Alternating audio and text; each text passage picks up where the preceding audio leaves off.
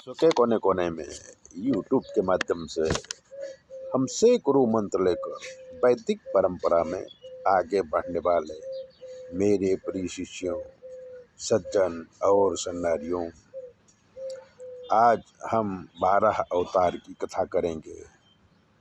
व्यास जी बोले कि हे ब्रह्मा के पुत्र, स्वयंभू मनु थे। ब्रह्मा के पुत्र स्वयंभू मनु थे।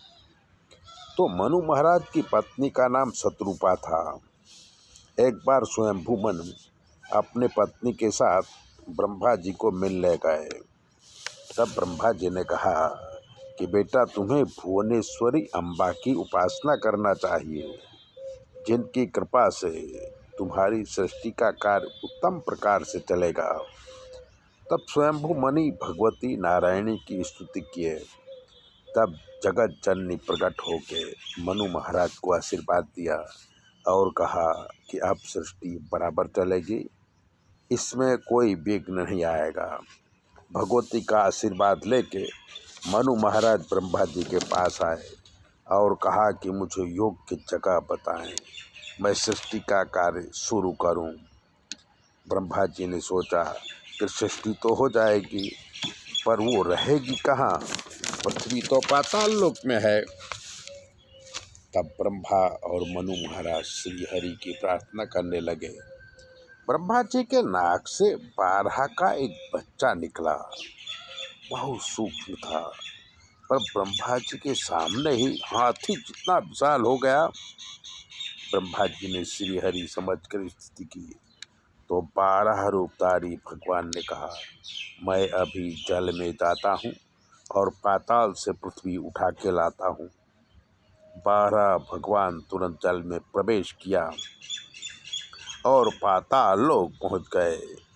वहाँ पर हिरण्याक्ष नाम का बलशाली दैत्य रहता था।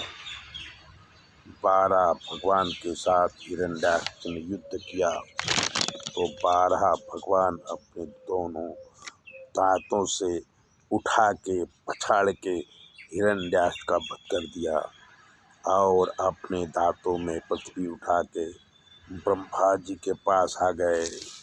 मनु महाराज और ब्रह्मा जी ने श्री हरि की स्तुति की और 12 भगवान ने सहज ही जल के ऊपर पृथ्वी को रख दिया।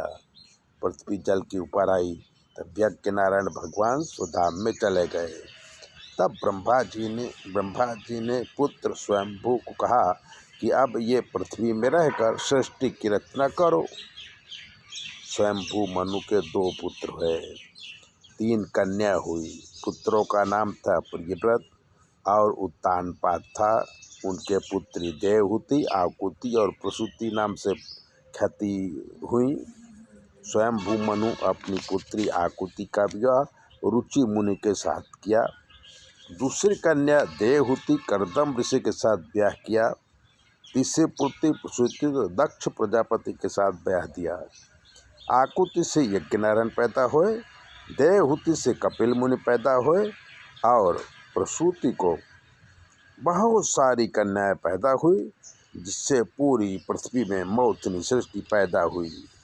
12 भगवान की कथा जो सुनता है उसका कल्याण होता है और हमेशा सुखी रहता है।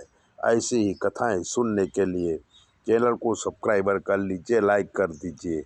और अगर आपके जीवन में कोई भी कष्ट है तो 9822001008 पर फ़ोन कर लीजिए।